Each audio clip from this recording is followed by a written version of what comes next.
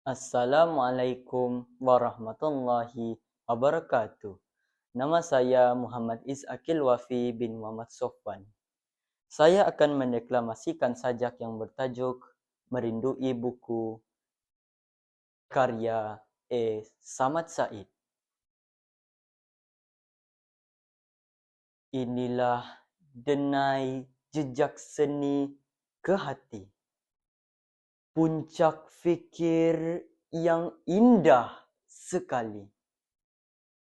Tanpa himpunan ilmu di kalbu buku, kita tak sempat sampai ke mercu itu.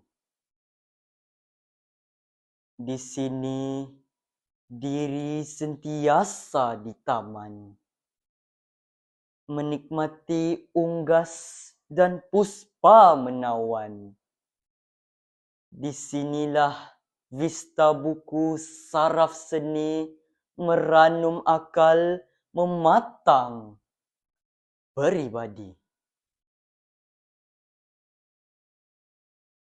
Kita wajar berpesta di kalbu buku, menghayati nikmatnya seindah syahdu. Dalam tenang, waktu khusyuk di pustaka, lebih cepat kita terasuh dewasa.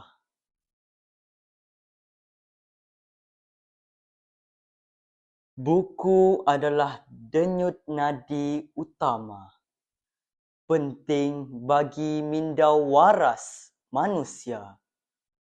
Dan buku juga gema fakir yang sakti, nyaman dan mesranya sebuah simfoni.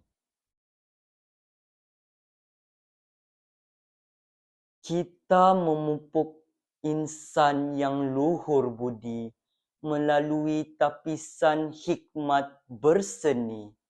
Dan buku memang tasik aneka ilmu yang perlu diselami sejujur kalbu.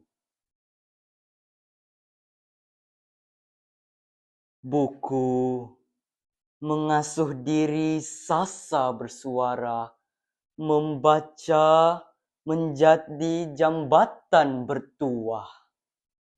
Merindu buku dan gairah baca agar sentiasa canggih dan berhema.